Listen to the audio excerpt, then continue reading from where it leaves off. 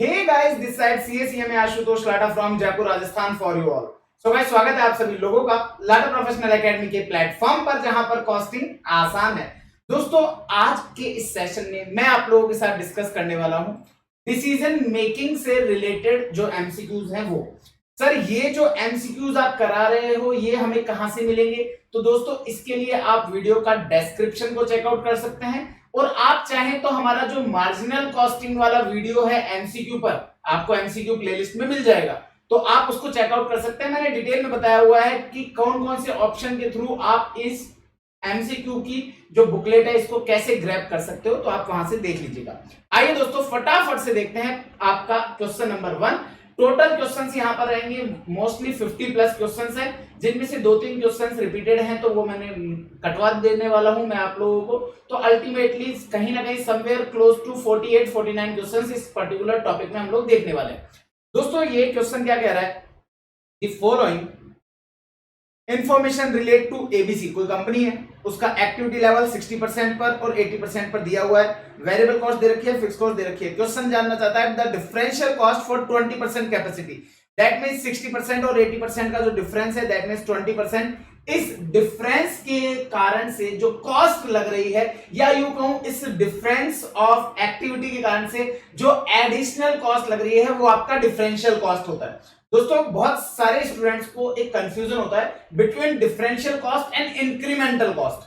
जैसा कि नाम से पता चलता है, इंक्रीमेंटल कॉस्ट का मतलब क्या होता है? आपके एक प्रोडक्ट के एक लेवल से लेकर के दूसरे लेवल पर अगर हम बात करें तो उसी प्रोडक्ट के बीच का डिफरेंस। और अगर हम लोग डिफरेंशियल कॉस्ट की बात करते हैं तो दो अलग अलग ऑल्टरनेटिव को जब आप कंपेयर करते हैं तो वो डिफरेंशियल कॉस्ट कहलाता है। अब होने को दोनों आप लोगों को ऐसा लगेगा कि बिल्कुल सिमिलर टाइप्स है, बट अभी कुछ एमसीक्यूज आएंगे जिनमें आपको वो कॉन्सेप्ट क्लियर भी हो जाएगा। तो यहां पर अगर मैं बात करूं तो टोटल कॉस्ट मुझे नजर आ रही है 64 की 60% पर, और यहां पर बात करूं तो आ रही है 76,000 की। दैट मींस 64 और 76 का गैप कितना है सर? 12,000। तो आंसर विल बी सी, आपका 12,000। आगे बढ़िएगा। If a project A has NPV of rupees 60 lakh, that means एक प्रोजेक्ट है आपका, प्रोजेक्ट ए, वो आपको 60 लाख रुपीज कमा के देगा। प्रोजेक्ट बी है, वो आपको 1 करोड़ रुपीज कमा के देगा। तो what is the opportunity cost if B is selected? आपको पता है अपॉर्चुनिटी कॉस्ट का मतलब क्या होता है? जो आपने सेकंड बेस्ट ऑप्शन जो आपके पास था उसको अगर आपने छोड़ा है तो उससे जो आपको प्राप्त हो सकता था, जो कि अब आपको नहीं होगा। ऑब्वियस सी बात है, बीइंग आशुतोष लाटा मेरे पास एक ऑप्शन था कि मैं जॉब में भी जा सकता था, मैं प्रैक्टिस में भी जा सकता था, और मैं टीचिंग में भी जा सकता था। मेरे पास 3 ऑप्शन थे। लेट्स से टीचिंग के अंदर मैं 5 लाख रुपए कमाता हूं, जॉब में हो सकता है कि मेरे को शायद 30 लाख 35 लाख का पैकेज मिल जाता, हो सकता है प्रैक्टिस में मैं 20 लाख रुपीज कमा लेता। लेकिन मैंने तो भाई साहब क्या हो ना, अपन आप लोगों को तो क्या ये लगता होगा कि अरे यार फिगर्स बड़े मैनिपुलेट कर दिया आपने। चलो कोई बात नहीं, इसको इसके आगे अपन एक 0 लगा लेते हैं, ठीक है। अब मुझे एक चीज बताओ, मैंने सपोज से टीचिंग को सेलेक्ट किया, तो अगर मैं टीचिंग नहीं करता तो मैं क्या करता? सर डेफिनेटली आप जॉब करते, क्योंकि वहां पर 35 लाख का पैकेज था। प्रैक्टिस में नहीं जाता क्योंकि प्रैक्टिस में तो कम मिलता। तो इसका मतलब टीचिंग करने के लिए अगर मैं अपॉर्चुनिटी कॉस्ट की बात करूं तो वो क्या होगी? जो आपका सेकंड बेस्ट ऑप्शन जो आपने छोड़ा वो। तो इसका मतलब इस वाले पॉइंट पे क्या है सर? 2 ही ऑप्शन है, सेकंड बेस्ट वाला कोई सीन ही नहीं है। आपने केवल एक ही ऑप्शन छोड़ा है, दैट मींस प्रोजेक्ट ए को छोड़ा है आपने, और उससे आप 60 लाख रुपीस कमा सकते थे। तो आपके लिए 60 lakh will be correct answer. आगे बढ़िएगा। ये क्वेश्चन आप लोगों के लिए जो है ये आता है आपका रिलेवेंट कॉस्टिंग वाले टॉपिक से। रिलेवेंट कॉस्टिंग के ऊपर बाकायदा पूरा कॉन्सेप्चुअल क्लैरिटी के साथ रिवीजन सेशंस अपलोडेड है। आप लोग को पूरा का पूरा कॉन्सेप्ट देखेंगे, सब कुछ समझ में आ जाएगा कि यहां पर क्या होगा। अब देखिएगा क्या कह रहा है। AD Limited intend to use relevant cost on the basis of selling price for a special order. The printing of a brochure which require a particular type of paper that is not regularly used. Not regularly used.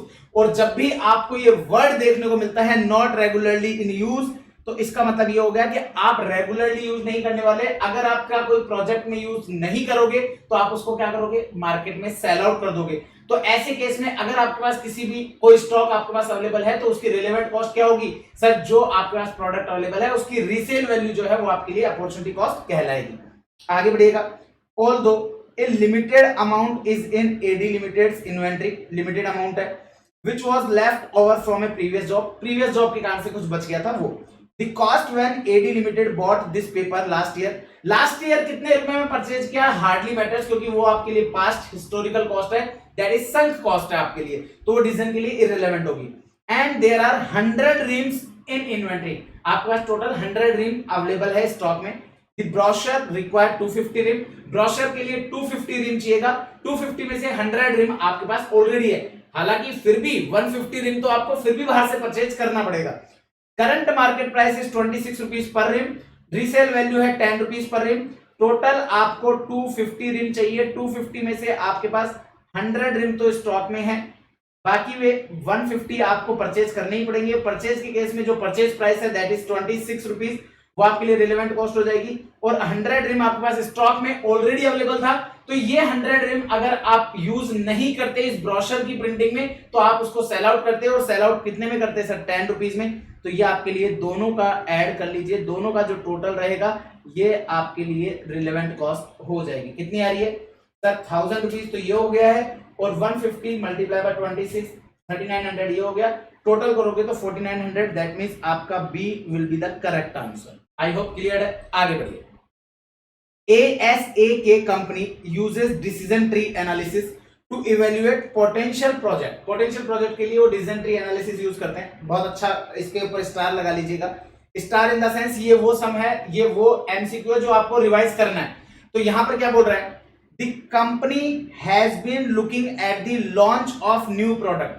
Company क्या है, about to launch पर एक नए product को launch करने वाली है, which it believe has a 70% probability of success. जहां पर आपके सक्सेस होने का 70% चांस है, दैट मींस 30% चांसेस है कि भैया आपका ये प्रोडक्ट सक्सेसफुल नहीं होगा। The company is however considering undertaking an advertisement campaign costing जिसकी है 50,000 रुपए, which would increase the probability of success to 95%। तो आपको क्या कह रहा है कि आपने कई नया प्रोडक्ट है, वो आपको लॉन्च करने ही वाले हो, उसके अंदर आपको सक्सेस मिलने के चांसेस है 70%। और अगर आप एक और प्रपोजल कंसीडर कर रहे हो कि अगर आप एडवर्टाइजमेंट करते हो तो ये सक्सेस का परसेंटेज 95% हो सकता है। इन शॉर्ट, एडवर्टाइजमेंट के कारण से 25% आपकी प्रोबेबिलिटी इंक्रीज हो रही है। क्वेश्चन कहता है इफ सक्सेसफुल, अगर सक्सेसफुल होते हो तो product would generate income of ₹2 lakh, तो अगर सक्सेसफुल होता है तो ये प्रोडक्ट आपको 2 लाख रुपीस कमा के देगा, अदरवाइज 70,000 वुड बी रिसीव्ड। और अगर आपका सक्सेसफुल नहीं हुआ ये प्रोडक्ट तो भैया 70,000 मिलेगा। इन शॉर्ट, आप अगर मैं यूं कहूं कि यहां पर आपके लिए डिसीजन ट्री कैसे बनता है सर, प्रोडक्ट लॉन्च, सक्सेसफुल और अनसक्सेसफुल। अगर आप एडवर्टाइजमेंट कैंपेन की बात करते हो तो विदाउट एडवर्टाइजमेंट तो सक्सेसफुल होने के चांसेस 70% है, लेकिन अगर आप एडवर्टाइजमेंट कर देते हो तो यही सक्सेसफुल होने के चांसेस 95% है। लेकिन इसमें आपके लिए 50,000 रुपीज का एडवर्टाइजमेंट का खर्चा लग जाएगा। तो इन शॉर्ट, आपको यहां से क्वेश्चन क्या पूछना चाहता है, what is the maximum that the company would be prepared to pay for advertising. आपसे ये पूछना चाह रहा है कि एडवर्टाइजिंग के लिए मैक्सिमम कितना पे करना चाहिए। अब भाई साहब, हम क्या कर सकते हैं कि जितना आप एक्स्ट्रा कमा के ला करके दोगे उतना एक्स्ट्रा मैक्सिमम हम आपको दे सकते हैं। आज मैं अगर यूं कहूं, सोच के देखिए, सपोज से हमारा 1 करोड़ का सेल होता है, मैं कोई एडवर्टाइजमेंट नहीं करता हूं, लेकिन एक एडवर्टाइजिंग एजेंसी मेरे पास आती है और वो ये कहती है कि सर आपका 1 करोड़ का जो प्रॉफिट है इसको हम लोग 1.25 करोड़ कर देंगे एडवर्टाइजमेंट के थ्रू। तो आप हमें कितना मैक्सिमम कितना पे कर सकते हो, तो मेरी मैक्सिमम लिमिट क्या होगी सर, ऑब्वियस सी बात है, इस एडवर्टाइजमेंट के कारण से जो एक्स्ट्रा प्रॉफिट हो रहा है ना 1 CR से 1.25 CR, दैट मींस 25 लाख जो मैं एक्स्ट्रा अर्न कर रहा हूं ड्यू टू एडवर्टाइजिंग, ये मेरा मैक्सिमम लिमिट है। कल को आप 30 लाख की डिमांड करोगे ना तो मैं कह दूंगा कि एडवर्टाइजिंग ही नहीं करनी, मेरे को एडवर्टाइजिंग नहीं करनी, तो मैं सिंपली क्या करूंगा, एडवर्टाइजिंग के कारण से जो एक्स्ट्रा मेरे को गेन होगा वो मैक्सिमम अमाउंट होगा जो मैं आपको दे सकता हूं।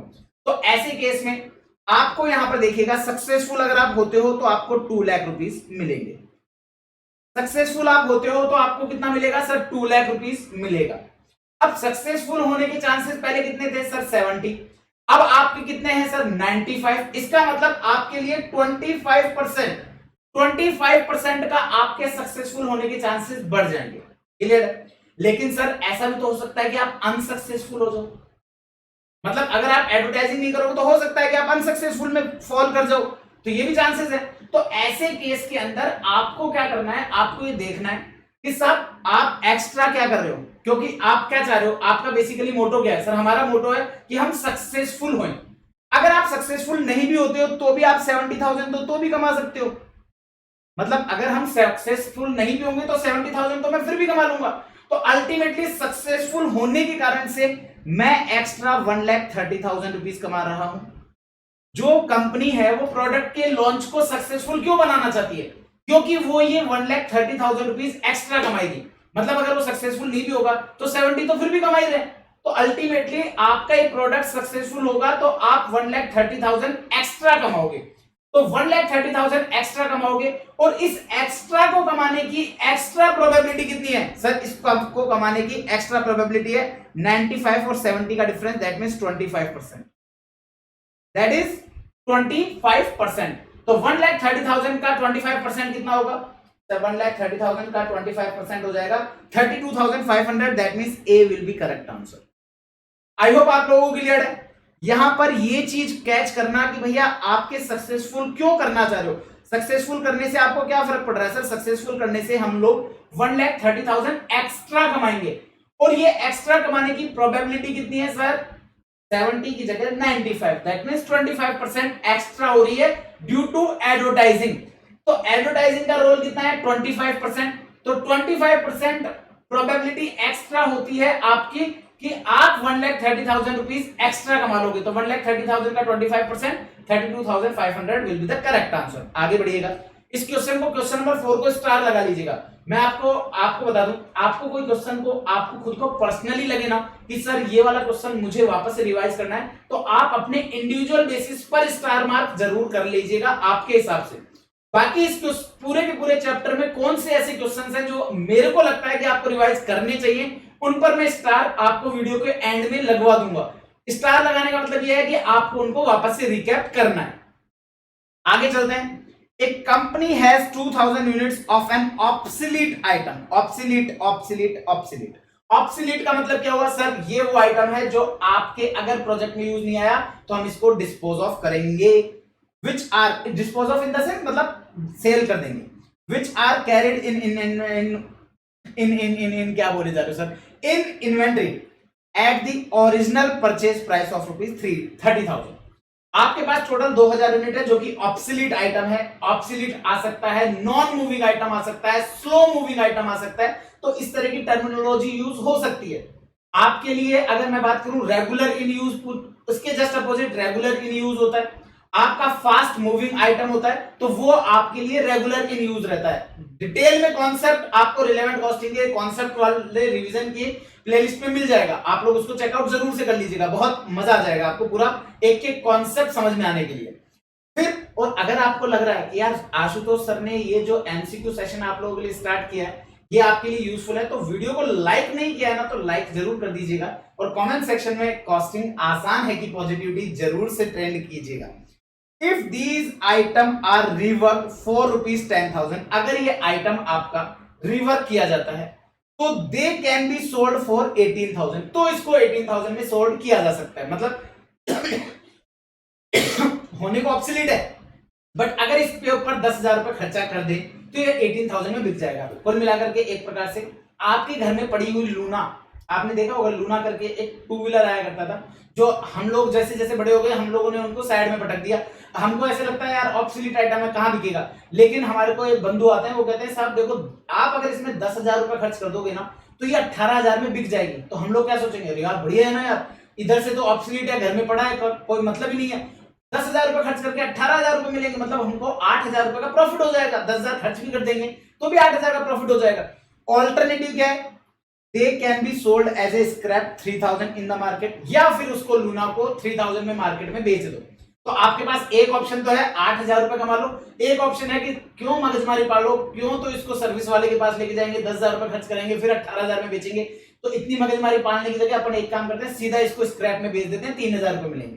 दोनों में से वैसे ऑप्शन कौन सा बेटर है, ऑब्वियसली मॉनेटरी टर्म्स में बात करें तो ऊपर वाला ऑप्शन बेटर है कि भैया 10,000 खर्च करोगे तो 18,000 मिलेंगे, 8,000 एक्स्ट्रा प्रॉफिट होगा, और स्क्रैप के केस में 3,000 ही होगा। तो क्वेश्चन क्या कहता है in a decision model use to analyse reworking proposal. Reworking proposal आप इवेल्युएट कर रहे हो तो अपॉर्चुनिटी कॉस्ट क्या लेनी है। रिवर्किंग के केस में अपॉर्चुनिटी कॉस्ट क्या लोगे sir? 3000 will be opportunity cost. Obviously आपके पास जो सेकंड बेस्ट ऑप्शन है दैट मींस 3000, तो 3000 आपका करेक्ट ऑप्शन हो जाएगा। देन ये वो क्वेश्चन है, कई बार क्या होता है ना, कुछ थ्योरी के क्वेश्चंस ऐसे होते हैं जिनके कॉन्सेप्ट में आपको समझा दूंगा, कॉन्सेप्ट में समझा दूंगा, लेकिन उसके बावजूद भी आपको क्या करना होगा सर? आपको उसके लिए उस क्वेश्चन को कहीं ना कहीं आपको इस माइंड में याद ही करना पड़ेगा।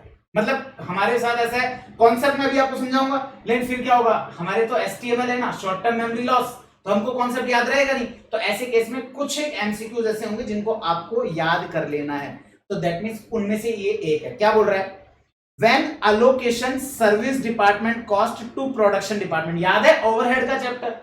ओवरहेड में प्राइमरी डिस्ट्रीब्यूशन में हम लोग क्या करते थे, हमारे जितने भी प्रोडक्शन डिपार्टमेंट है उनको और जितने भी सर्विस डिपार्टमेंट है उनको हम लोग अलोकेट कर दिया करते थे कॉस्ट। फिर सेकेंडरी डिस्ट्रीब्यूशन में हम लोग क्या करते थे कि जो सर्विस डिपार्टमेंट की जो कॉस्ट है उनको हम लोग कुछ मेथड्स यूज करके वापस से प्रोडक्शन डिपार्टमेंट को अलोकेट करते थे। The method that does not consider differential cost behaviour pattern is. तो आपसे क्वेश्चन जानना चाहता है वो कौन सा मेथड है जो डिफरेंशियल कॉस्ट के बिहेवियर को क्या नहीं करता, आपके कंसीडर नहीं करता। अब आप ध्यान से देखेंगे, अगर स्टेप मेथड, सर ये स्टेप मेथड क्या है सर? स्टेप मेथड में हम लोग क्या करेंगे सर? स्टेप वाइज आपका डिस्ट्रीब्यूट, पहले इसको फिर इसको फिर इसको, ऐसे हम लोग डिस्ट्रीब्यूट करते हुए चलेंगे। मतलब कि एक सर्विस डिपार्टमेंट के सबको, फिर दूसरे सर्विस डिपार्टमेंट के बाकी सबको। एक आता है आपका रेसिप्रोकल कि भैया तूने मेरे को दिया मैंने तेरे को दिया, वो एक आता है सिंगल रेट मेथड। अब दोस्तों सिंगल रेट का मतलब ये हो गया आपके लिए वेरिएबल कॉस्ट का भी वही और फिक्स कॉस्ट का भी वही, और ड्यूल रेट का मतलब आप फिक्स कॉस्ट का अलग रेट निकाल दिया, वेरिएबल कॉस्ट का अलग रेट निकाल दिया, तो वहां पर आप क्या कर रहे हो, बेसिकली कॉस्ट बिहेवियर के ऊपर जा रहे हैं। लेकिन सिंगल रेट में आप क्या कर रहे हैं, पूरी की पूरी कॉस्ट एक साथ ली, एक रेट निकाली, काम खत्म।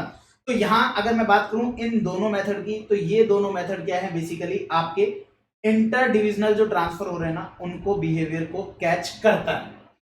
ड्यूल रेट तो अपने आप में फिक्स कॉस्ट की अलग रेट, वेरिएबल कॉस्ट की अलग रेट लेता है, लेकिन सिंगल रेट जो है ना उसको कॉस्ट बिहेवियर से कोई मतलब नहीं है। चाहे वेरिएबल हो तो तेल लेने गया, फिक्स कॉस्ट है तो तेल लेने गया, तो correct answer will B single आपका रेट वाला मेथड। आगे चलिएगा। A particular job require 800 kg of material P, material P का 800 यूनिट 800 केजी माल चाहिएगा एक पर्टिकुलर जॉब को कंप्लीट करने के लिए। 500 kg of particular material is currently in stock, जिसमें से 500 यूनिट तो हमारे पास है। तो मुझे ये तो समझ में आ गया कि 300 यूनिट तो मुझे फ्रेशली बाय ही करना पड़ेगा, वो तो मेरे पास स्टॉक में है ही नहीं। तो उसकी रिलेवेंट कॉस्ट तो मुझे पता है कि 300 यूनिट पर जो मार्केट प्राइस है दैट मींस जो भी परचेज प्राइस रहेगी वो हमारी रिलेवेंट रहेगी। लेकिन बात करेंगे इस 500 केजी का क्या करना है।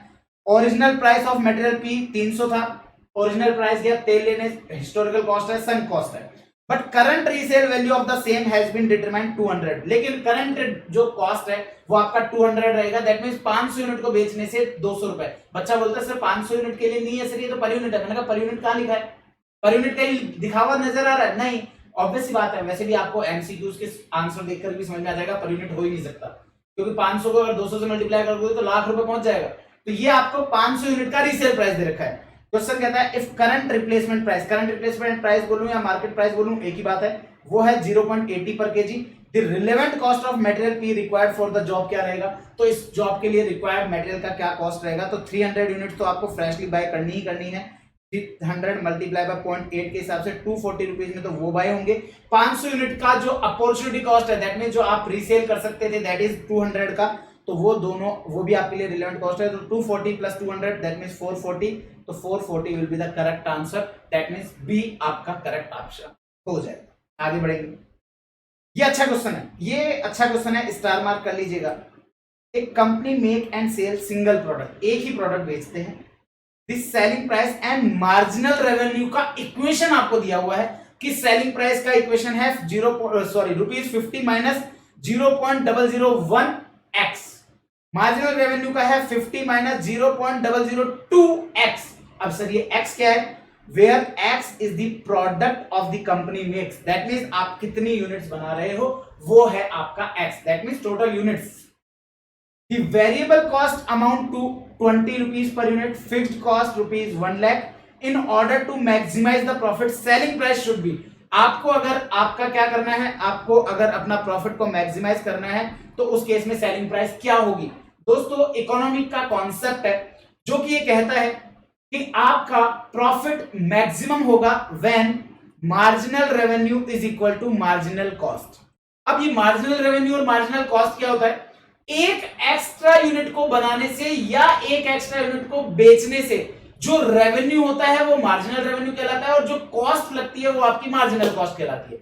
मतलब कि एक एक्स्ट्रा यूनिट को, दैट मीन सपोज से 100 यूनिट्स का कॉस्ट आ रहा था 5,000 रुपए, 101 यूनिट का कॉस्ट आ रहा था 5,060 रुपीज। तो इसका मतलब ये जो एक एक्स्ट्रा यूनिट है जिसके कारण से 60 रुपीज एक्स्ट्रा लगे, this is marginal cost. Clear है। तो यहां पर क्वेश्चन ने आपसे क्या कहा कि सर आपको बताना है कि in order to maximise profit, आपको प्रॉफिट मैक्सिमाइज करना है तो उस केस में सेलिंग प्राइस क्या होगी। अब दोस्तों ध्यान से सुनना, जैसा कि मैंने बताया अभी अभी आपको कि इकोनॉमिक का कॉन्सेप्ट होता है कि जहां मार्जिनल रेवेन्यू और मार्जिनल कॉस्ट इक्वल होते हैं उस लेवल पर आपका प्रॉफिट मैक्सिमाइज होता है। अब सर मार्जिनल रेवेन्यू की इक्वेशन तो ये हमें दिखाई दे रही है, लेकिन सर मार्जिनल कॉस्ट हमें नहीं पता। मैंने कहा आप मुझे एक चीज बताओ, एक यूनिट एक्स्ट्रा बनाने से कौन सी कॉस्ट लगेगी सर, केवल वेरिएबल कॉस्ट लगेगी, फिक्स कॉस्ट एक्स्ट्रा लगेगी क्या, नहीं। तो इसका मतलब marginal revenue should be equal to marginal cost, that means marginal cost should be equal to marginal revenue। और marginal cost क्या है सर, 20। तो इसका मतलब इस इक्वेशन के बराबर में अगर आप 20 रख दोगे, x की वैल्यू आप निकालोगे तो x की वैल्यू आ जाएगी क्या, कितनी आएगी सर, x की वैल्यू आ जाएगी आपका 50। ये प्लस का 20 है, ये लेफ्ट साइड में आ जाएगा, माइनस हो जाएगा और माइनस का 0.0002 x जो है वो वहां RHS में जाएगा तो वो प्लस हो जाएगा। तो अल्टीमेटली इक्वेशन इस तरीके से हो जाएगी 50 minus 20 should be equal to 0.002x। तो इससे आपके पास x is equal to आ जाएगा 30 divided by 0.02, तो 30 divided by 0.002, तो ये आ जाएगा आपके पास 15,000। अब आपको सेलिंग प्राइस पूछिए तो इस सेलिंग प्राइस की इक्वेशन में x की वैल्यू 15,000 रख के देख लो। तो 15,000 मल्टीप्लाई बाय 0.001 तो 15, तो 50 में से अगर आप 15 लेस करोगे तो आएगा 35। That means 35 is the selling price जहां पर इस ऑर्गेनाइजेशन का प्रॉफिट मैक्सिमाइज होगा। तो 35 कौन सा ऑप्शन है sir, 35 is the C option.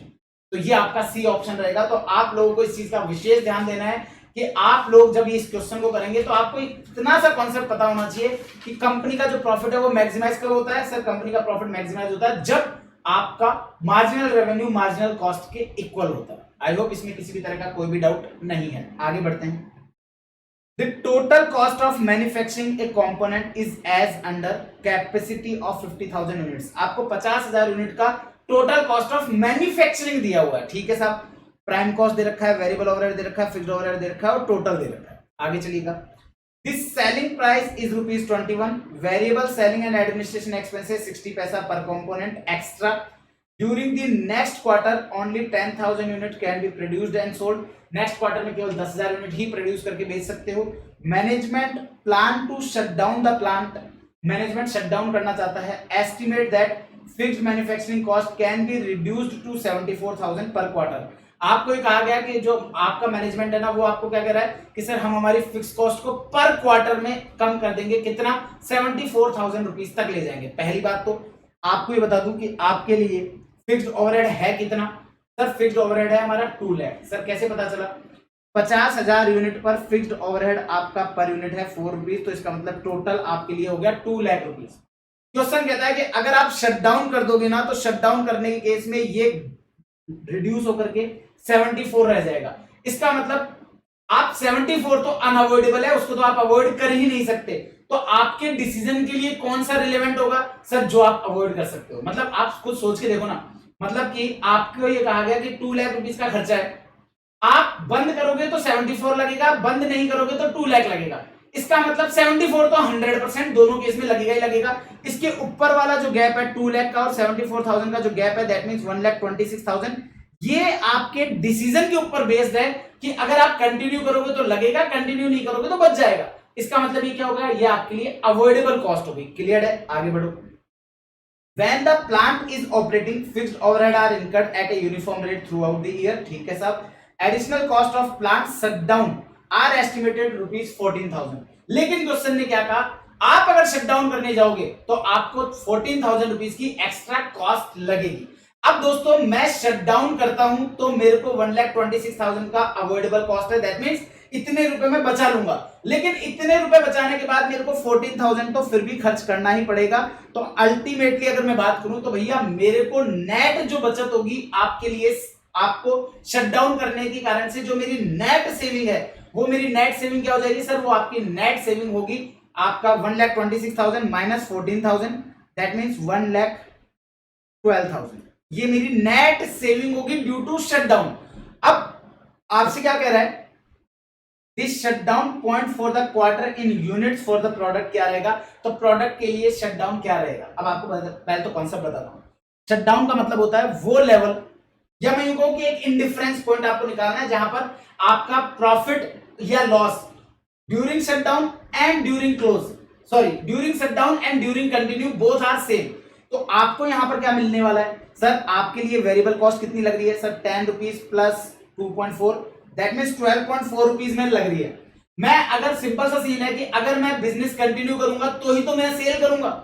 अगर मैं बिजनेस कंटिन्यू नहीं करूंगा तो मेरे को 21 रुपीज का जो सेलिंग प्राइस है वो कैसे आएगा? नहीं आएगा। लेकिन 21 रुपीज की सेलिंग प्राइस अर्न करने के लिए मुझे 12.4 का वेरिएबल कॉस्ट भी खर्च करना पड़ेगा। तो अल्टीमेटली अगर मैं बात करूं तो मुझे यहां से कितने रुपए का कंट्रीब्यूशन अर्न हो रहा है सर? 8.6 रुपीज का कंट्रीब्यूशन अर्न हो रहा है। अब आपसे यहां पर ये क्या क्वेश्चन पूछना चाह रहा है सर? क्वेश्चन आपसे ये पूछना चाह रहा है कि साहब आपका शटडाउन पॉइंट जो है वो आपका शटडाउन पॉइंट रुपीज में बताइए आप कितना आएगा। अब शटडाउन पॉइंट आपका रुपीज में कितना आएगा आपको वो निकाल करके बताना है। यहां पर सेलिंग प्राइस आपके पास जस्ट एक सेकेंड, यस। सो आपके लिए यहां पर अगर मैं बात करूं तो यहां पर आपने क्या किया सर? अगर हम शटडाउन करते हैं तो 1,12,000 रुपए हम कमाएंगे। हम लोग 1,12,000 रुपए हम लोग कमाने वाले हैं, दैट सॉरी कमाने वाले नहीं, दैट मीन्स हमारे सेव हो जाएगा। शटडाउन करने से 1,12,000 रुपीज आप सेव करोगे। लेकिन अगर मैं यूं कहूं कि आपको इतना ही रुपए कमाने को कितने यूनिट में या कितनी सेल से मिलेगा तो आप क्या करोगे सर? शटडाउन का फॉर्मूला होता है अवॉइडेबल कॉस्ट जो आप सेव कर रहे हो माइनस किसी भी तरह का कोई शटडाउन की कॉस्ट लग रही है, तो ये आपके लिए नेट प्रॉफिट या नेट सेविंग आ जाएगी ड्यू टू शटडाउन। तो यहां अवॉइडेबल कॉस्ट कितनी थी सर? 2 लाख रुपीज आपका टोटल फिक्स कॉस्ट और आपके लिए 2 लाख में से 74 तो फिर भी रहेगा। तो आपके लिए 1,26,000 अवॉइडेबल कॉस्ट थी। बट अगर आपको शटडाउन करना है तो आपका शटडाउन की कॉस्ट भी लगेगी आपको 14,000, तो नेट आप केवल 1,12,000 रुपीज ही बचा पाओगे। लेकिन अगर आप कंटिन्यू करते हो तो आप कंट्रीब्यूशन अर्न करोगे। कंट्रीब्यूशन कितना अर्न करोगे सर? आपके पास प्राइम कॉस्ट वेरिएबल कॉस्ट है, वेरिएबल ओवरहेड एक वेरिएबल कॉस्ट है और एक आपके पास यहां पर सेलिंग एंड एडमिनिस्ट्रेशन की भी 60 पैसा की वेरिएबल कॉस्ट दे रखी है, दैट मींस 13 रुपीज आपकी वेरिएबल कॉस्ट है, 21 रुपीज की सेलिंग प्राइस, दैट मींस 8 रुपए पर यूनिट आप कमा रहे हो।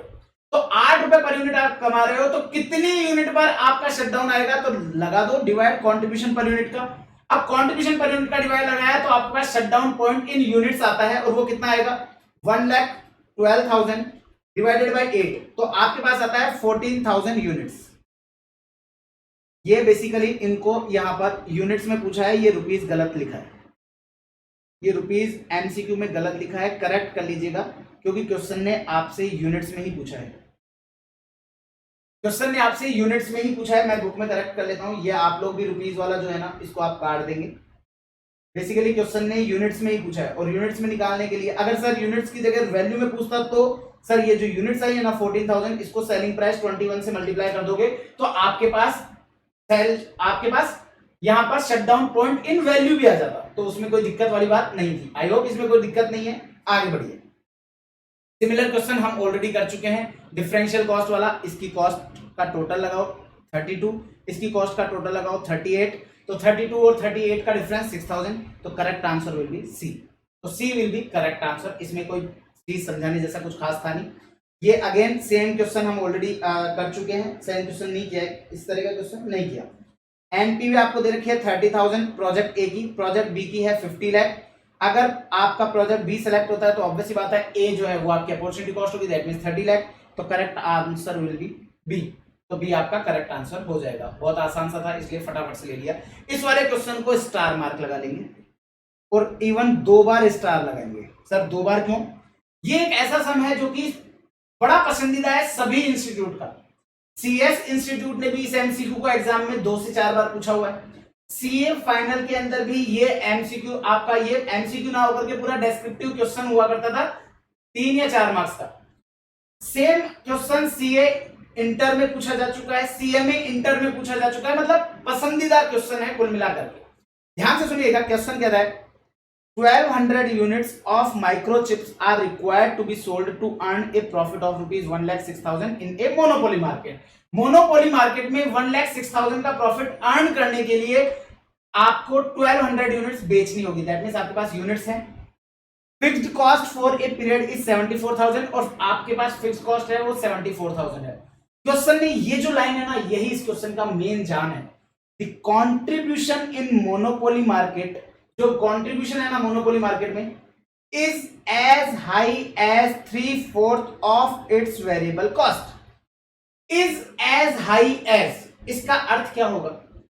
आपकी वेरिएबल कॉस्ट का 3/4 आपका कंट्रीब्यूशन होगा। अब आप मेरे से बहुत सारे स्टूडेंट्स ने इस पर्टिकुलर पॉइंट पर डाउट पूछा है, सर यहां तो इज एज हाई एज लिखा है। स्पेशली उन्होंने जिन्होंने मेरे जैसे हिंदी माध्यम से अपनी पढ़ाई करी है वो। इंग्लिश मीडियम वाले तो समझ जाते हैं, इंग्लिश मीडियम वाले तो इस लाइन को समझ जाते हैं कि भैया वेरिएबल कॉस्ट का 3/4 जो है वो कंट्रीब्यूशन होगा। लेकिन मैं सभी लोगों को एड्रेस करना चाहूंगा इस पर्टिकुलर पॉइंट पर कि अगर आपका 100 रुपीज की वेरिएबल कॉस्ट है तो contribution will be 3/4 of its variable cost, that means 75। यहां आपको ये बिल्कुल नहीं मानना है कि 100 में 3/4 दैट मींस 75 ऐड होगा, हाई करना है, ऐसा कुछ नहीं है। This will be consider as 100 का 3/4। क्लियर है? तो आपको यहां पर क्वेश्चन ने क्या पूछा है, डिटरमाइन करो target selling price per unit. आपको सेलिंग प्राइस पर यूनिट निकालनी है। मुझे एक चीज बताओ, क्या इस पर्टिकुलर क्वेश्चन में वेरिएबल कॉस्ट आपको दिया हुआ है? सर वेरिएबल कॉस्ट हमें दिया हुआ नहीं दिख रहा है। वेरिएबल कॉस्ट दिया हुआ नहीं दिख रहा है, लेकिन सर हमें यहाँ पर यूनिट्स दिखाई दे रही हैं आपको फिक्स कॉस्ट की, यहाँ पर हमें प्रॉफिट दिखाई दे रहा है। तो ध्यान से देखिएगा, वेरिएबल कॉस्ट निकाल दिया जाएगा। कैसे? कंट्रीब्यूशन कितना होता है सर? कंट्रीब्यूशन का दूसरा फॉर्मूला, पहला तो होता है सेल्स में से वेरिएबल कॉस्ट लेस करो, कंट्रीब्यूशन आता है। लेकिन एक और फॉर्मूला है कि फिक्स कॉस्ट और प्रॉफिट दोनों का टोटल भी कंट्रीब्यूशन होता है। तो फिक्स कॉस्ट यहां पर है 174 की, प्रॉफिट आपको दिया हुआ है 1,06,000 का, तो कंट्रीब्यूशन हो जाएगा 1,80,000। ये 1,80,000 का कंट्रीब्यूशन कितनी यूनिट्स पर होगा सर? 1200 यूनिट्स पर। इसका मतलब आपका कंट्रीब्यूशन हो जाएगा 150। और क्वेश्चन ने क्या बोला है कि वेरिएबल कॉस्ट का 3/4 कंट्रीब्यूशन होता है। मतलब अगर वेरिएबल कॉस्ट x है तो x का 3/4 ये आपका कंट्रीब्यूशन होगा, जो कि इक्वल टू है 150 के। तो x की वैल्यू निकाल दोगे क्या? Yes sir. 4 को ऊपर मल्टीप्लाई, 3 को नीचे डिवाइड, तो 150 मल्टीप्लाई बाय 4 600, 600 डिवाइड बाय 3, तो x की वैल्यू आ जाएगी 200। 200 क्या है सर? Variable cost. और आप जानते हैं वेरिएबल कॉस्ट प्लस कंट्रीब्यूशन आपका सेलिंग प्राइस होगा, दैट मींस 350। तो ये 350 that means D will be the correct answer. तो मैंने यहां पर सिंपली कुछ नहीं किया, प्रॉफिट को फिक्स कॉस्ट को टोटल किया, टोटल कंट्रीब्यूशन आ गया, यूनिट्स का डिवाइड किया, कंट्रीब्यूशन पर यूनिट आ गया। क्वेश्चन ने कहा कि वेरिएबल कॉस्ट का 3/4 ये है, तो अगर ये वेरिएबल कॉस्ट का 3/4 तो मैंने वेरिएबल कॉस्ट को x माना, x के का 3/4 150 के बराबर है, तो x की वैल्यू आ गई। और वेरिएबल कॉस्ट और कंट्रीब्यूशन पर यूनिट ये दोनों मिलाकर के आपके लिए सेलिंग प्राइस हो जाएगा। आगे चलिए, ये जो क्वेश्चन नंबर 13 है ये आप लोगों का ऑलरेडी मैं last chapter that means marginal costing में डिस्कस कर चुका हूं। याद होगा एनआरवी वाला क्वेश्चन हमने किया था, जहां पर डिस्ट्रीब्यूशन था, टोटल जॉइंट कॉस्ट निकालना था। तो इस क्वेश्चन को आप कट कर देंगे। When is market skimming pricing is appropriate? Skimming pricing कब एप्रोप्रिएट होगी? सबसे पहला तो आपको इसको स्टार मार्क करना। दोस्तों मैं जब भी पेनिट्रेशन प्राइसिंग या स्कीमिंग प्राइसिंग के ऊपर कोई भी डिस्कशन करता हूं तो मैं रादर इनकी डेफिनेशंस की बजाय मैं उसको एग्जांपल से कनेक्ट करता हूं। स्कीमिंग प्राइसिंग क्या होता है वो भी मैं आपको समझा देता हूं। Penetration pricing, best example Reliance Jio. Reliance Jio ने क्या किया, लॉन्ग बैक 2017 में आपने देखा होगा, आपके साथ के काफी सारे फ्रेंड्स, हर कॉलोनी के बाहर टावर लगे होते थे, उस टावर के नीचे उन्होंने अपना इंटरनेट फ्री ऑफ कॉस्ट दिया, बहुत धांसू स्पीड से। वही बेसिकली क्रांति थी इंटरनेट की दुनिया की, और उसी जगह से क्रांति आई है। आप लोग देखेंगे कि असली ग्रोथ उसी के बाद से हुआ है। तो यहां पर अगर मैं बात करूं तो आपको उन्होंने क्या किया, फ्री फ्री फ्री, क्योंकि फ्री का कोई कंपटीशन नहीं है, तो उन्होंने फ्री के अंदर क्या दिया, आपको पूरा का पूरा फ्री में इंटरनेट दिया। देन उसके बाद से आज आप देख रहे हैं, आज वही रिलायंस जियो आपसे 300 400 रुपए 500 रुपए पर मंथ चार्ज कर रहा है। क्या किया उन्होंने बेसिकली पेनिट्रेशन प्राइसिंग फॉलो करा, नहीं तो एयरटेल जैसी बड़ी बड़ी आपके टेलीकम्युनिकेशन कंपनीज को हिला के पटक दिया उन्होंने। क्यों? क्योंकि फ्री। अब ये लोग फ्री नहीं कर पाए, उन्होंने फ्री कर दिया तो उनका मार्केट चल गया। दैट्स व्हाई आज केवल और केवल दो ही टेलीकम्युनिकेशन की दो ही बड़ी कंपनियां, that means Reliance Jio and आपका एयरटेल, ये दो ही कंपनियां आज सर्वाइव कर रही हैं। तो उसका रीजन आपको पता है, दैट इज पेनिट्रेशन प्राइसिंग। इसके जस्ट अपोजिट होता है स्कीमिंग प्राइसिंग। स्कीमिंग प्राइसिंग क्या बोलता है? स्कीमिंग प्राइसिंग बोलता है कि हमारा बहुत बड़ा कॉस्ट लगा होता है। स्कीमिंग प्राइसिंग का best example is your iPhone.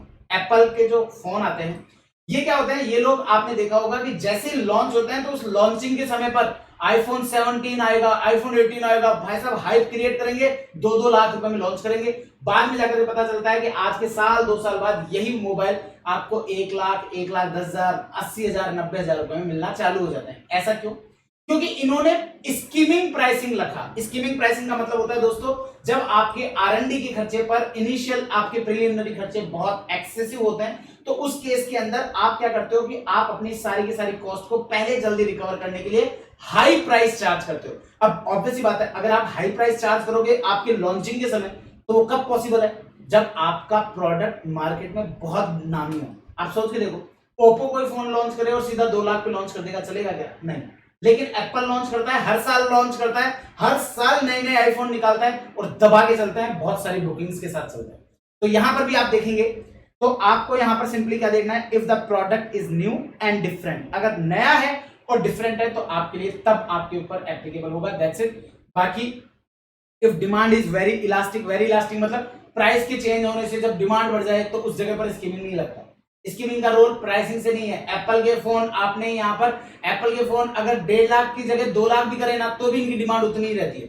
तो इसलिए आपका ये वाला आंसर रहेगा। आगे बढ़ेंगे, ये अगेन एक और रिलेवेंट कॉस्टिंग से आपको एक क्वेश्चन देखने को मिल रहा है।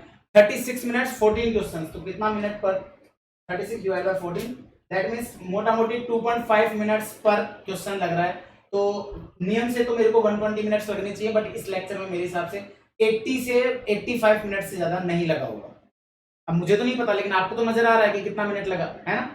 An organization is considering the cost to be incurred in respect of a special order opportunity के केस में आपको कॉस्ट पूछ रहा है। The order would require 1250 kg of material D। material D चाहिए 1250 unit. This is material that is readily available and regularly used। दोस्तों जब भी रेगुलरली यूज दिखावा आ जाए ना, इसका मतलब है आपको जितना भी जरूरत है वो पूरा का पूरा आपको बाहर से ही परचेज करना पड़ेगा। तो यहां पर कहता है organisation on its normal product there are 265 unit D की स्टॉक में। अरे स्टॉक में होगी तो भी हमारे काम की नहीं है, रेगुलरली इन यूज में काम की नहीं होती है।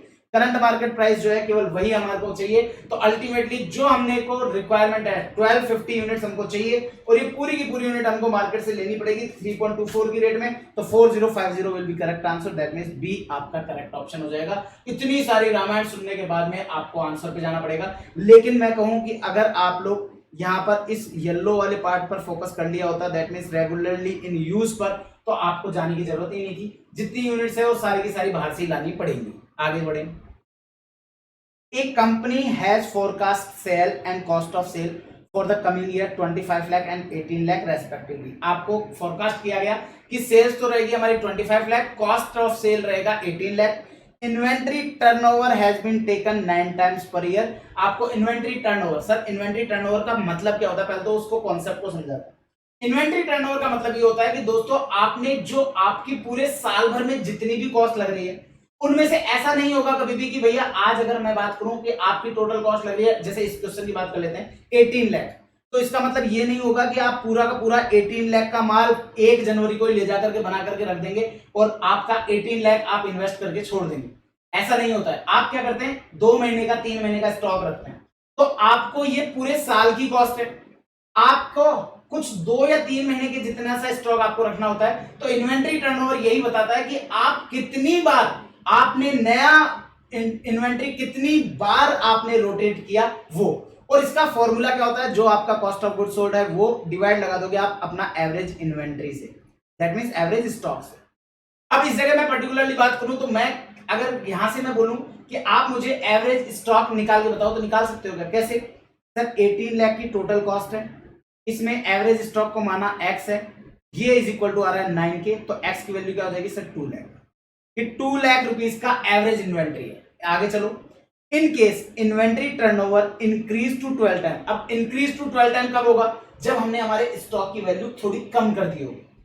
आप सोच के देखो ना यार, एक तरफ तो मैं 3 महीने का स्टॉक रखूंगा तो मेरे को 4 बार ही इन्वेंट्री टर्नओवर करना पड़ेगा, और एक मैं 2 महीने का स्टॉक रखूंगा तो मुझे 6 बार इन्वेंट्री टर्नओवर करना पड़ेगा। दैट मींस इन्वेंट्री को मेरे को घुमाना पड़ेगा 6 बार। तो इसका मतलब क्या है? अगर आपका इन्वेंट्री टर्नओवर रेशियो बढ़ रहा है, इसका मतलब आपका एवरेज इन्वेंट्री कम हो रहा है। तो अगेन वही 18 lakh divided by x is equal to 12 times है, तो x की वैल्यू कितनी हो जाएगी सर? x की वैल्यू हो जाएगी आपके लिए 1.5 लाख।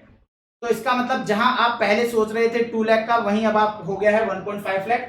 इसका मतलब क्या होगा? आपको टोटल आपका कॉस्ट इन्वेंट्री में जो ब्लॉक हो रहा है वो आपका 50,000 रुपए कम हो जाएगा। क्वेश्चन कहता है short term interest rate on working capital 10% मानेंगे, what will be saving in cost?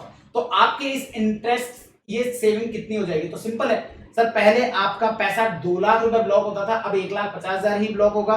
तो इसका मतलब 50,000 रुपए कम ब्लॉक होंगे, और हर एक के ऊपर आपको 10% का इंटरेस्ट है, तो 50,000 का 10% दैट मीन 5,000। तो D will be correct answer. आप अगर इन्वेंट्री टर्नओवर रेशियो 12 टाइम्स तक ले जाते हैं तो आपका ये सीन रहेगा। इसके ऊपर स्टार मार्क कर लेंगे, अच्छा क्वेश्चन है, एग्जाम में पूछा जा सकता है। चलिए आगे चलेंगे।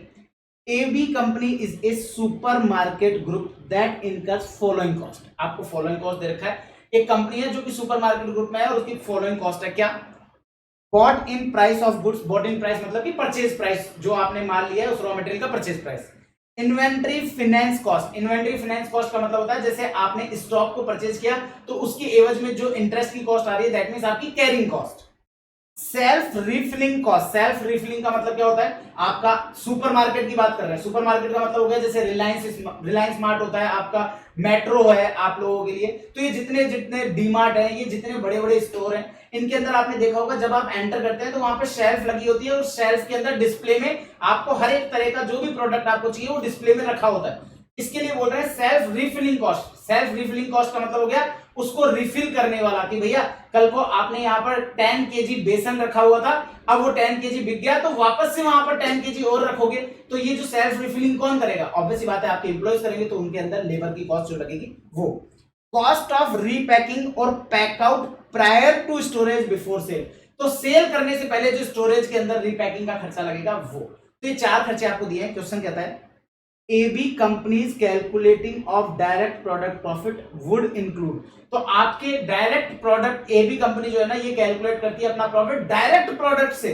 डायरेक्ट प्रोडक्ट प्रॉफिट का मतलब होता है दोस्तों एक ऐसा मेथड जहां पर आप केवल और केवल प्रॉफिट कैलकुलेशन में डायरेक्ट कॉस्ट को कंसीडर करते हैं। और मैं आपको बताना चाहूंगा ये आपके लिए प्रोडक्ट पर क्या डायरेक्टली ट्रेस की जा सकती है क्या सभी कॉस्ट? आंसर है यस। तो सारी कॉस्ट कैलकुलेट की जा सकती है, तो all of the above will be correct answer.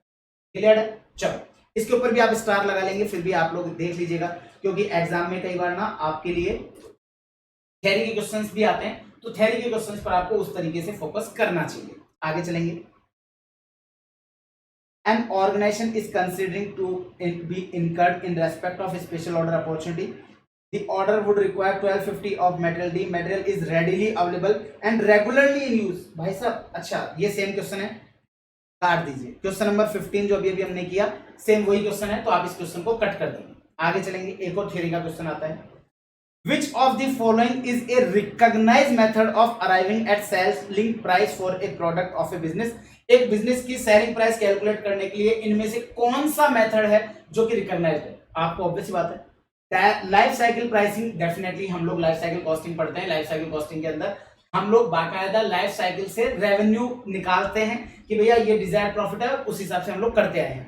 Price skimming, उसमें भी डेफिनेटली हम लोग स्कीमिंग प्राइसिंग में भी प्राइसिंग सेट करते हैं। पेनिट्रेशन प्राइसिंग, उसमें भी हम लोग हमारी प्राइसिंग सेट करते हैं। टारगेट कॉस्टिंग, लेकिन टारगेट कॉस्टिंग के अंदर हम लोग हमारा सेलिंग प्राइस नहीं, हम हमारी टारगेट कॉस्ट कैलकुलेट करते हैं कि हमारी कॉस्ट कितनी होनी चाहिए। तो इसका मतलब हमारे लिए ए, बी और C will be correct answer.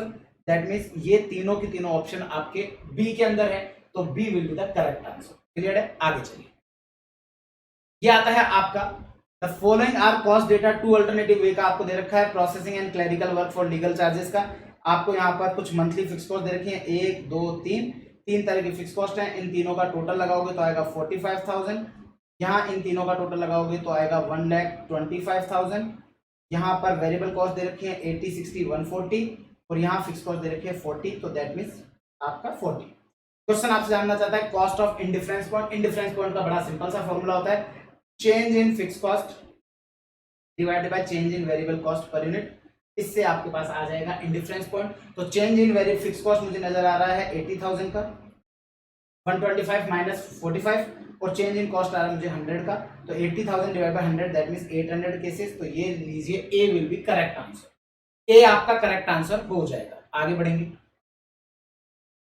एक company require 85 lakh in sales to meet its target net profit. Target net profit के लिए 85 लाख रुपीस की सेल करनी पड़ेगी। कंट्रीब्यूशन मार्जिन 30% है, फिक्स कॉस्ट 15 लाख है। What is target net profit? Target net profit निकाल के बताना है। तो 85 लाख का 30% आपका क्या हो जाएगा सर? कंट्रीब्यूशन। इस कंट्रीब्यूशन में से आप अपनी फिक्स कॉस्ट 15 लाख को लेस कर दो तो आ जाएगा आपका नेट प्रॉफिट। 85 लाख का 30% माइनस कर देंगे आप 15 लाख तो आएगा 10.5 lakh. That means A will be correct answer. तो आपके लिए क्वेश्चन में ए जो है वो आपका करेक्ट आंसर आ जाएगा। आगे बढ़ते हैं। यहां पर क्वेश्चन आपको क्या कह रहा है? तीन तरह के प्रोडक्ट दे रखे हैं, सेलिंग प्राइस दे रखी है, वेरिएबल कॉस्ट दे रखी है। Assume that there is no constant on resources, मतलब कि भर के रिसोर्सेज हैं, जितना बनाना चाहो बना लो। यूटिलाइजेशन और demand and similar resources are consumed by X Y Z. Opportunity cost of making 1 unit of Z. क्यों? क्योंकि क्वेश्चन ने कहा था if factory can make only one of the 3 product, मतलब कि तीन में से कोई भी एक, तीन में से कोई भी एक। और क्वेश्चन जानना चाहता है कि जेड के लिए अपॉर्चुनिटी कॉस्ट क्या होगी। सर अगर आप जेड को सेलेक्ट कर रहे हो इसका मतलब आपने एक्स को भी छोड़ा है और वाई को भी छोड़ा है। एक्स आपको 800 रुपए 800 रुपीज कमा के दे रहा था, वाई आपको कितना कमा के दे रहा था? वाई आपको 850 रुपीज कमा के दे रहा था। तो इसका मतलब सेकंड बेस्ट क्या था सर? 850। तो 850 will be correct answer. That means A will be correct answer for the question number 22। I hope done है।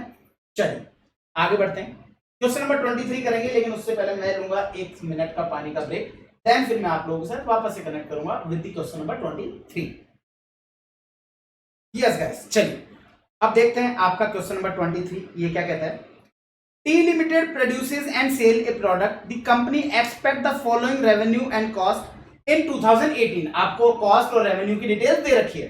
रेवेन्यू के लिए बोलता है कि 400 सेट आप 600 रुपीज की रेट में 2,40,000 में सेल करोगे। वेरिएबल कॉस्ट आपका 1,60,000 रहेगा। तो अल्टीमेटली आप ये कह सकते हो कि 80,000 रुपीज का कॉन्ट्रीब्यूशन आप अर्न करते हो।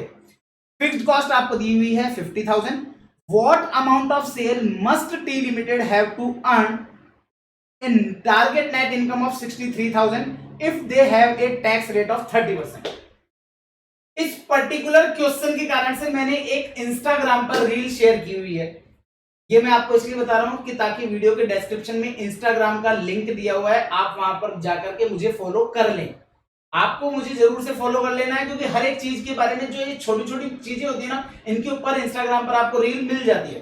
तो यहां पर अगर मैं बात करूं तो यहां पर क्या है आपके लिए, क्वेश्चन ने कहा आप 63,000 रुपीज अर्न करना चाहते हो और आपको टैक्स रेट भी दिया हुआ है। तो दोस्तों जब भी आपको डिजायर्ड आपका सेल्स निकालना है तो जो आपको डिजायर्ड प्रॉफिट लेना होता है वो प्रॉफिट लेना होता है डिजायर्ड प्रॉफिट बिफोर टैक्स, मतलब आपको टैक्स भी इंक्लूड करना होता है। तो अल्टीमेटली आपको यहां पर कैसे आएगा sir? Before tax sir 63,000 after tax है।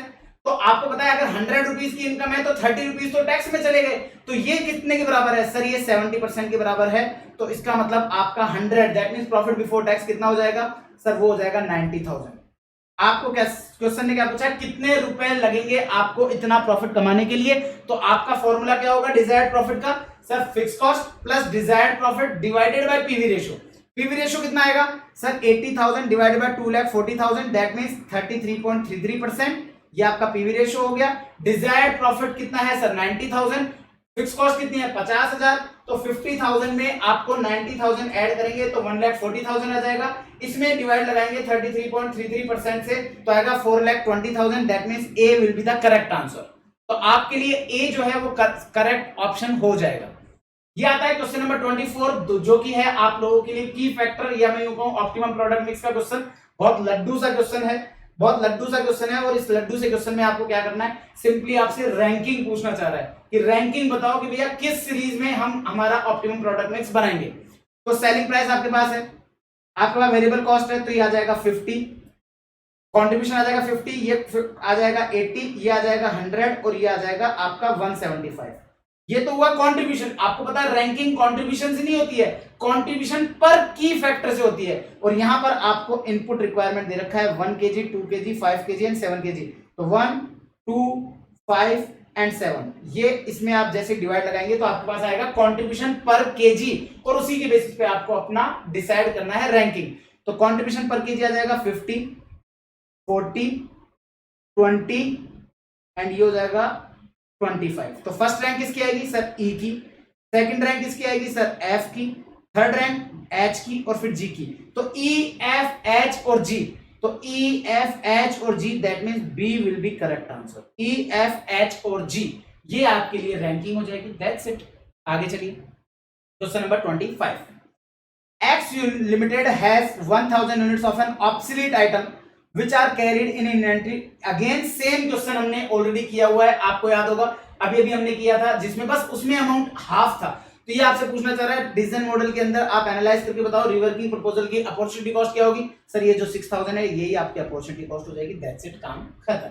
आगे चलिए, ये आता है आपके लिए एक थ्योरी क्वेश्चन जो कहता है What is the opportunity cost of making a component part in factory given no alternative use of capacity।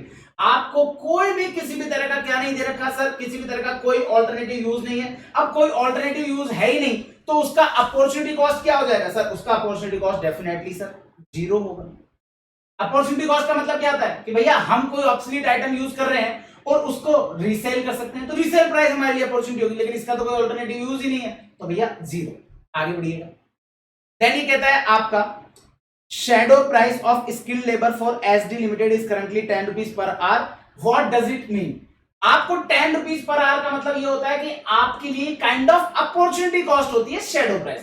तो यहां पर अगर मैं बात करूं तो आपके लिए करेक्ट ऑप्शन क्या रहेगा सर, कॉन्ट्रीब्यूशन इंक्रीज हो जाएगा 10 रुपीज पर आवर से अगर आप हर एक extra skilled labour that can be obtain, अगर आप ऑब्टेन कर सकते हो तो। क्लियर है। तो आपको अपॉर्चुनिटी कॉस्ट क्या है सर, हमारे पास आर्स लिमिटेड है, तो आर्ट्स लिमिटेड है, तो अब आपका ये शैडो प्राइस बेसिकली कैसे कैलकुलेट होता है मैं क्लास में तो समझाता ही हूँ। क्या होता है ना, कई बार आपके पास जैसे आप ऑप्टिमम प्रोडक्ट मिक्स बना रहे हो, आपके पास 4 प्रोडक्ट बनाने हैं, 3 प्रोडक्ट आपके पूरे पूरे बन गए, जब चौथा प्रोडक्ट जो आपका फोर्थ प्रोडक्ट जो कि आपका कम बनता है, क्यों, क्योंकि आपके पास लिमिटेड स्टॉक होता है। लिमिटेड स्टॉक के कारण से आपका फोर्थ प्रोडक्ट कम बन पाता है। तो अगर आपके पास थोड़ा स्टॉक और आ जाएगा तो आप कौन सा स्टॉक बनाओगे सर, ऑब्वियस सी बात है जो फोर्थ है, दैट मींस आपकी जिसकी भी फोर्थ रैंक है, लेट्स से हमारा प्रोडक्ट डी है उसकी है रैंक 4, तो आपका सारे बाकी ए बी और सी तो बन गए, तो बाकी कौन सा बचा डी। अब डी जो है वो आपको 1 घंटे का 10 रुपीज कमा के दे रहा है, तो ये आपके पास अगर एक्स्ट्रा आवर्स आएगा तो आप क्या करोगे सर, डी बनाएंगे और डी आपको हर 1 घंटे का 10 रुपीज कमा के देगा। ये जो 10 रुपीज है ना ये आपकी शैडो प्राइस होगी। आई होप क्लियर है। आगे बढ़िए। क्वेश्चन कहता है एक company fixes inter divisional transfer price for its product on the basis of cost plus A return on investment. Cost और रिटर्न ऑन इन्वेस्टमेंट करेगा। बस्टेड कैपिटल इन्वेस्टमेंट है 10 लाख का, फिक्स कॉस्ट है 8 लाख का, एक्सपेक्टेड सेल्स वॉल्यूम है 4 lakh units का, selling price आपको 12.70 दे रखा है, वेरिएबल कॉस्ट आपका 10 दे रखा है, आरओआई क्या रहेगा, आपको रिटर्न ऑन इन्वेस्टमेंट बताना है। तो आपके पास देखिए सेलिंग प्राइस 12.7, वेरिएबल कॉस्ट 10, तो 2.7 का कंट्रीब्यूशन आ गया, 2.7 पर यूनिट, तो 4 लाख यूनिट पर कितने का कंट्रीब्यूशन हो जाएगा sir, 2.7 multiply by 4 lakh, total contribution हो जाएगा 10,80,000 का, जिसमें से 8 लाख रुपीस की फिक्स कॉस्ट लग जाएगी, तो आपके पास प्रॉफिट आएगा 2,80,000 का। तो 2,80,000 का प्रॉफिट है 10 लाख के इन्वेस्टमेंट पे, तो 28% will be the correct answer. I hope इसमें भी कोई डाउट नहीं होगा। आगे बढ़िएगा। ये क्वेश्चन तो बड़ा सिंपल सा है। A theory which describe technique of operating income maximisation facing non bottleneck and bottleneck operation. आपको पता है कि भैया ऑप्टिमम प्रोडक्ट मिक्स का दूसरा नाम, सॉरी, थ्रूपुट कॉस्टिंग जब हम लोग कर रहे होते हैं वहां पर ही हम लोगों ने ये वर्ड बोटलनेक नॉन बोटलनेक हमने वही सुना है, और उसका आपको पता है थ्रूपुट कॉस्टिंग का एक और नाम है थ्योरी ऑफ कांस्टेंट्स। तो ये आ गया आपका थ्योरी ऑफ कांस्टेंट। क्लियर। आगे चलो। कॉस्ट है 60 rupees per unit for 1000 units, target net income है 36,000, टैक्स रेट है 40, देन टारगेट सेलिंग प्राइस क्या होगी वो आपको बताना है। तो 36,000 आपके लिए दे रखा है, टैक्स रेट 40% दे रखी है, तो आपको पता है, मैंने अभी भी बताया था बिफोर टैक्स लेंगे, तो 36,000 आफ्टर टैक्स है, तो बिफोर टैक्स बनाने के लिए 1 minus tax rate that means 0.40, तो आ जाएगा 60,000 का प्रॉफिट बिफोर टैक्स। 60,000 का प्रॉफिट है, आपका 60 रुपीज की कॉस्ट है पर यूनिट, तो 60,000 का कॉस्ट 60 रुपीज है 1000 पर, तो ये भी हो गई 60,000, तो 60,000 की टोटल कॉस्ट, 60,000 का प्रॉफिट, तो 1,20,000 ऑन 1000 यूनिट, तो 120 will be correct target selling price, that means A will be the correct answer. आगे बढ़ेंगे। In cost plus pricing plus refer a component named as. अरे भैया आपसे क्वेश्चन कहता है कि ये जो कॉस्ट प्लस प्राइसिंग में जो प्लस है ये क्या बताता है? अरे सर मार्कअप बताएगा ना। ये इस तरह के क्वेश्चन आपके, इतनी अच्छी किस्मत आपकी नहीं है कि आपको इस तरह के क्वेश्चन एग्जाम में देखने को मिले। Kind of cost that has been occurred in past are also known as. वो कॉस्ट जो कि पास्ट में अकर्ड हुई है, तो पास्ट में अकर्ड हुई है तो या तो उसको हिस्टोरिकल कॉस्ट बोलेंगे या संक कॉस्ट बोलेंगे, तो ये लीजिए आपका संक कॉस्ट दिया है, तो संक कॉस्ट। क्वेश्चन कहता है कि factor which are largely consider in making और बाइंग डिसीजन। तो आप मेकिंग कर रहे हो या बाय कर रहे हो, तो उसमें से आपके लिए कौन सा ऐसा फैक्टर्स है जो कि आपको कंसीडर करने हैं। मतलब मोस्टली आप, सिंपल चीज है, आप घर में बनाओगे या बाहर खरीदोगे, तो आपको कौन सा कंसीडर करना है, ध्यान से देखिएगा। आप सप्लायर से ले रहे हो तो ऑब्वियस बात है उसकी क्वालिटी आप चेक करेंगे ही करेंगे। आप डिपेंडेबिलिटी की सप्लायर पर कितना, कहीं ऐसा नहीं है हम पूरे के पूरे सप्लायर पर डिपेंड हो गए, डेफिनेटली ये भी चेक करेंगे। प्रोडक्शन इररिलेवेंसी, प्रोडक्शन की इररिलेवेंसी हम चेक नहीं करेंगे, तो दैट मींस बोथ ए और B will be the correct answer. A और बी आपका आंसर हो जाएगा। As compare to irrelevant cost occurrence of relevant cost must. तो as compare to irrelevant cost, irrelevant cost की से कंपेयर करते हुए अगर हम बात करें तो रिलेवेंट कॉस्ट क्या होनी चाहिए sir? High correlation, B in future, obviously sir future की कॉस्ट होनी चाहिए, दैट्स इट। आगे चलिए। Decision made by team of individual single person whether to outsource product और इनसोर्स आर क्लासिफाइड एज। मतलब कि हम लोग कोई भी प्रोडक्ट को आउटसोर्स कर दें। दोस्तों दो तरीके के डिसीजन होते हैं। अब यहां पर बच्चा ना कभी भी डिमांड और सप्लाई डिसीजन पर नहीं बोलेगा, आइडियल और बिजी डिसीजन नहीं बोलेगा, लेकिन इन दो में बच्चा कंफ्यूज हो सकता है। मेक और बाय डिसीजन बोलूं, क्योंकि आपको ऐसा लगता है आउटसोर्स मतलब कि बाय और इनसोर्स मतलब कि मेक, लेकिन जबकि ऐसा नहीं है दोस्तों। अगर मैं यूं कहूं कि मैं कैलकुलेटर के ऊपर डिस्कशन कर रहा हूं, मेरे पास राजस्थान सरकार से कैलकुलेटर का ऑर्डर आया, मैं कैलकुलेटर नहीं बना सकता, तो मैंने क्या किया, सिटीजन कंपनी को बोला कि आप मुझे कैलकुलेटर बना के दो। That is outsourcing, that is outsourcing. लेकिन अगर मैं ये डिस्कस करता हूं कि भैया इसके लिए प्लास्टिक मैं घर में बनाऊं या इसका प्लास्टिक बाहर से खरीदूं, दैट इज मेक और बाय डिसीजन। तो इन शॉर्ट मैं ऐसा कह सकता हूं मेक और बाय डिसीजन रिलेवेंट होता है आपके रॉ मटेरियल से रिलेटेड या आपके उस कंपोनेंट से रिलेटेड जो कि आपके फाइनल प्रोडक्ट में लगेगा। वहीं आपके लिए अगर बात करें आउटसोर्सिंग का, तो वहां पूरा प्रोडक्ट का रहता है, तो आपको यहां पर रिलेवेंट और इररिलेवेंट डिसीजन को फोकस करते हुए चलना है। इसको स्टार मार्क कर लेंगे, यहां गलती हो सकती है। क्वेश्चन नंबर 35 मैं भी स्टार मार्क कर लेता हूं। आप यहां पर जल्दबाजी में मेक और बाय पे टिक कर जाएंगे, जो कि गलत हो जाएगा। आगे चलिए। Difference that exist between total revenue can be earn from two different alternative. जब दो अलग अलग ऑल्टरनेटिव को आप कंपेयर कर रहे होते हो, तो उसे अभी मैंने आपको बताया था, उसे हम लोग डिफरेंशियल कॉस्ट कहते हैं। वहीं एक ऑल्टरनेटिव के अलग अलग लेवल को कंपेयर कर रहे होते हो तो उसे इंक्रीमेंटल कॉस्ट कहते हैं। क्लियर है? आगे बढ़िए। तो इसके लिए differential revenue will be correct answer. Relevant cost are classified in relevance concept, तो वो क्या रहेगा सर? जो एक्सपेक्टेड फ्यूचर कॉस्ट है वो आपका रिलेवेंस रहता है। आगे चलेंगे। Difference of cost which occur while considering alternative can be classified as. जब आप अपने क्या कर रहे हो, आपके कंसीडर कर रहे हो किसको? दो अलग अलग ऑल्टरनेटिव को, और आपको अभी भी बताया दो अलग अलग ऑल्टरनेटिव को कंसीडर कर रहे हो तो डिफरेंशियल कॉस्ट आएगा, इंक्रीमेंटल में मत चल जाना। Cost such as book value of old machine, old machine की कॉस्ट है, can be classified as an example of. Obvious बात है सर, यहां पर अगर इस ऑप्शंस की बात करें तो इररिलेवेंट आएगा। वैसे संक कॉस्ट बोलते हैं, बट संक कॉस्ट ऑप्शन में नहीं है, तो irrelevant will be the correct one. Decision made by company which product to manufacture and sell and in what quantities out of many product line are called। जब आप बहुत सारे product का option है तो उनमें से कौन सा प्रोडक्ट आपको बनाना है और कितनी क्वांटिटी में बनाना है, ये कौन बताएगा sir? Optimum product mix decision. तो that means product mix decision आपके उसके बारे में बताएगा। cost such as dispose value of an old machine ₹6,000 is classified as, obvious सी बात है सर, यहां पर वो रिलेवेंट रहेगा आपके लिए, तो 41 का answer relevant. An amount of additional cost incurred for any particular activity, कोई भी अमाउंट जो कि एडिशनल कॉस्ट लग रही है तो एडिशनल कॉस्ट है। दोस्तों ध्यान रखना, यहां पर क्वेश्चन ने आपको ये नहीं बोला है कि भैया दो अलग अलग ऑल्टरनेटिव में, दो अलग अलग प्रपोजल में, तो भैया ये आपके लिए इंक्रीमेंटल कॉस्ट जाएगा।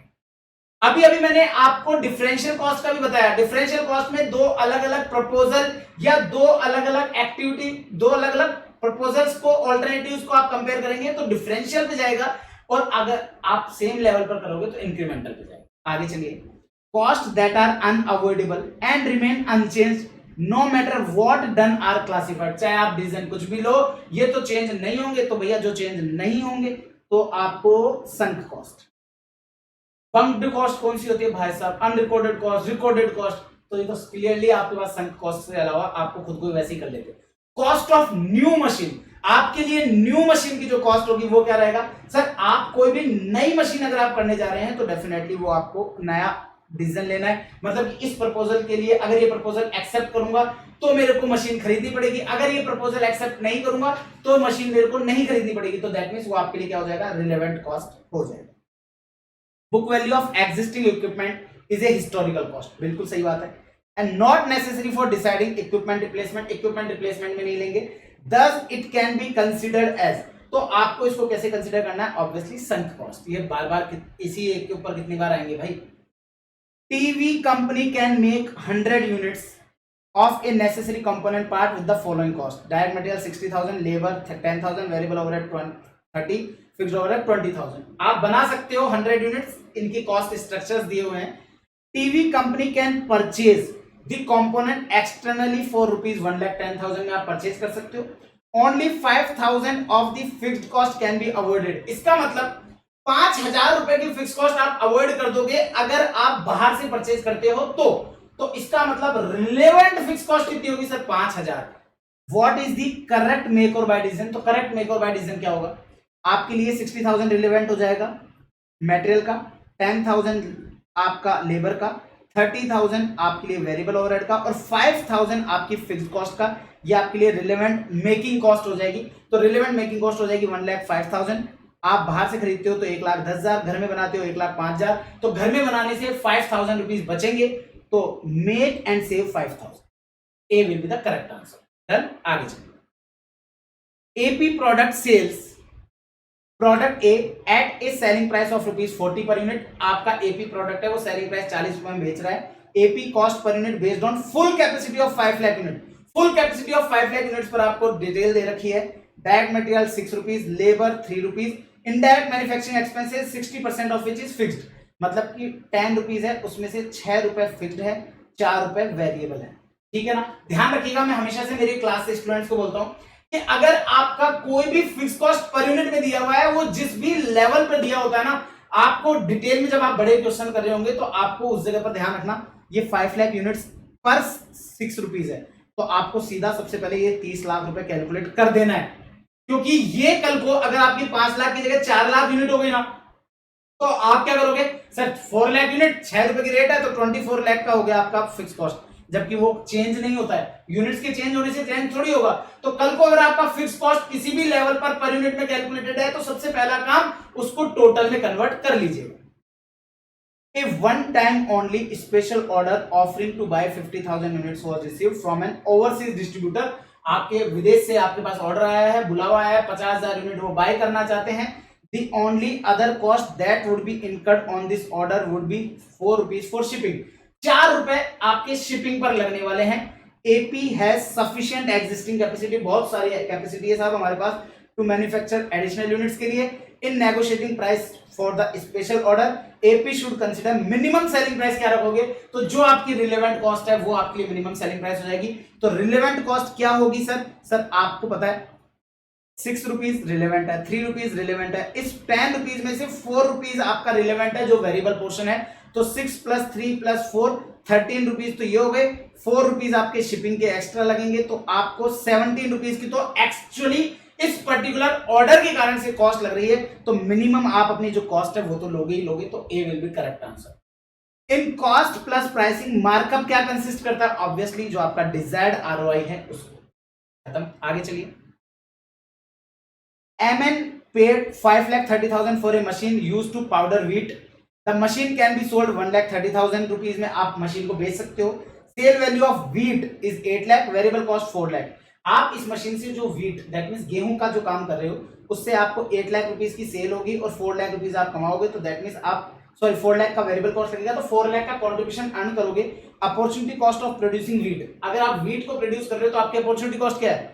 सर जो ये आप मशीन बेच सकते थे 1,30,000, तो ये आपके पास क्या ऑप्शन था? या तो मशीन को बेच दूं या गेहूं का काम कर लूं। तो गेहूं का प्रोडक्शन आप करोगे तो आपका कितना कमाओगे? सर 4 लाख। आपने इसको सेलेक्ट किया तो उसके लिए आप ऑब्वियसली बात है मशीन को नहीं बेच पाओगे, तो वो आपके लिए क्या हो गया? वो आपके लिए हो गया रिलेवेंट।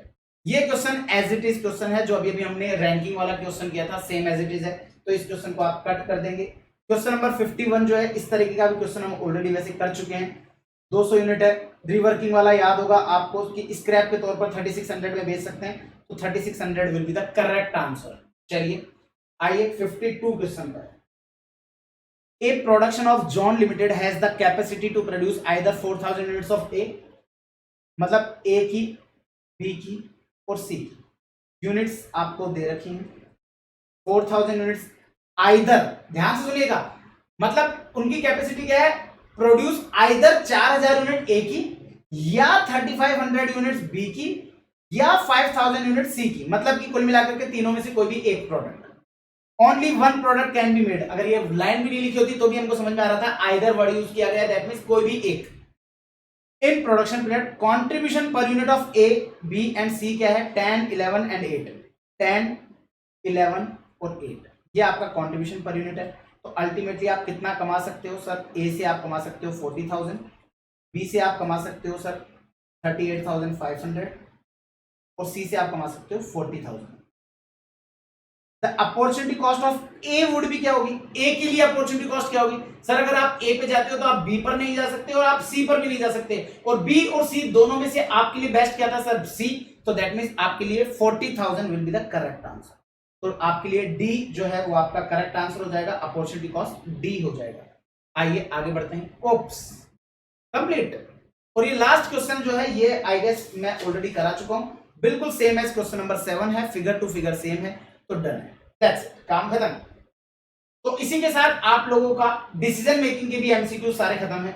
अब इनमें से आपको कौन कौन से मेरे अकॉर्डिंग जो इंपॉर्टेंट है वो मैं मार्क करा रहा हूं आपको, वो है आप लोगों के लिए, देख लीजिएगा, मैं यहाँ पर नंबरिंग लिख रहा हूं, आप अपनी बुक में लगा लेंगे या आप कॉपी में लिख लेंगे। Question number 4, question number 6, question number 8,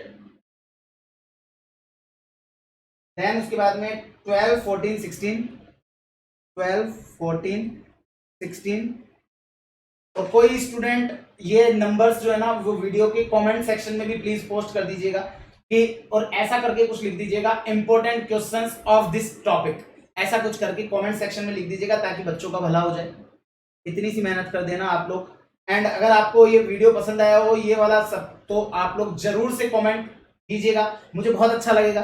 क्या होता है ना, जब आप एक टीचर कोई वीडियो अपलोड करता है और उसके 2 महीने 3 महीने 4 महीने बाद भी जब कोई बच्चा उसके ऊपर वीडियो देखता है ना और उस वीडियो के ऊपर कमेंट आता है तो बड़ा अच्छा लगता है कि अरे यार मेरा आज के 6 महीने पहले का ये मेरा बच्चों के लिए जो सपोर्ट था आज बच्चों को बेनिफिट दे रहा है, तो अच्छा लगता है।